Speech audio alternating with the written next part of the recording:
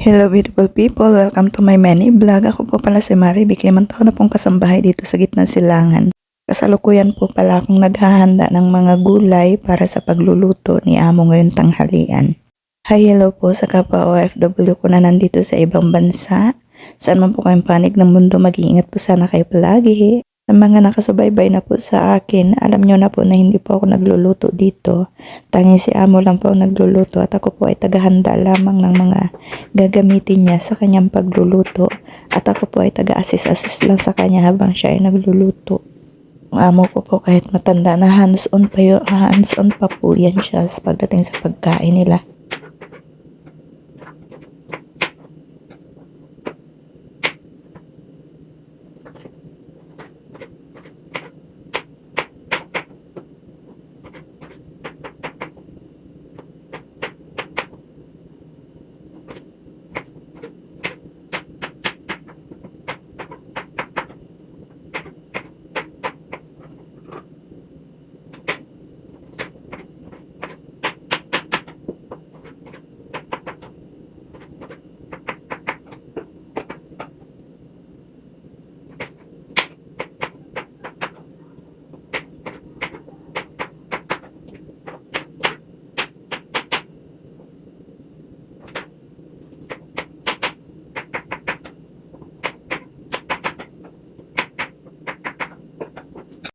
Pagkatapos ko nga pong ihanda yung mga gagamitin ni Amo para sa pagluluto niya ngayong tanghalian, ay umakyat naman ako dito sa taas para iligpit yung mga nilabhan ko kahapon.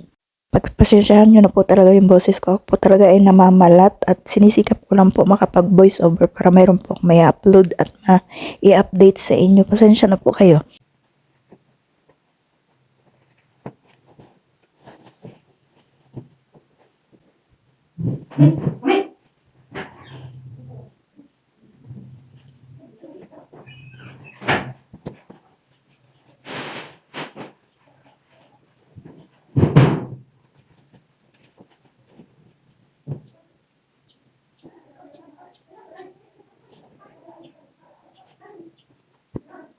Pakinggan nyo po kung gaano kaingay yung mga bata namin dito, kung paano sila mag-iyakan.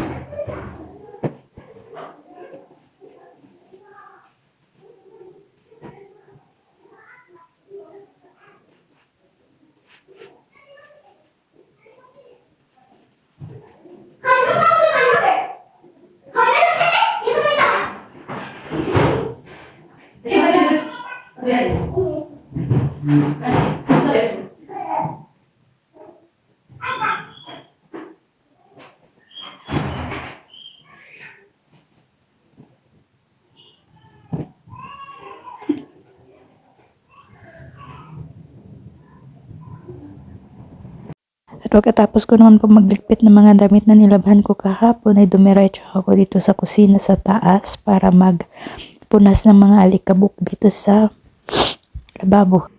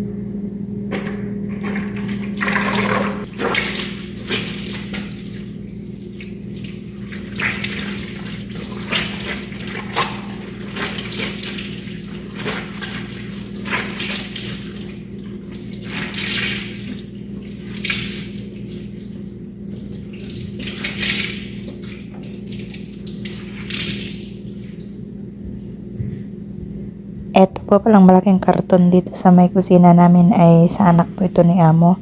Mga gamit po din ito sa kusina tapos iniwan po dito nung umuwi sila ng Tabok.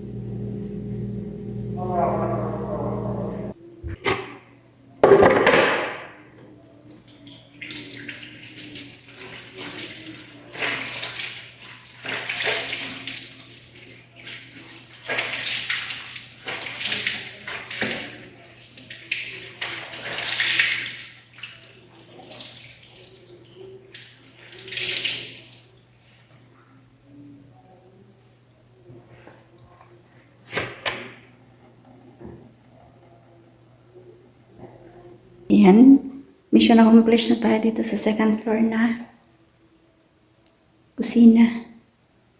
Kasi po kahit hindi ito ginagamit talagang mini-maintain ko ng paglinis ito. Thank you so much for watching. See you in my next vlog. Don't forget to follow, like, and share. Mahal ko po kayo. Amping Kanunay.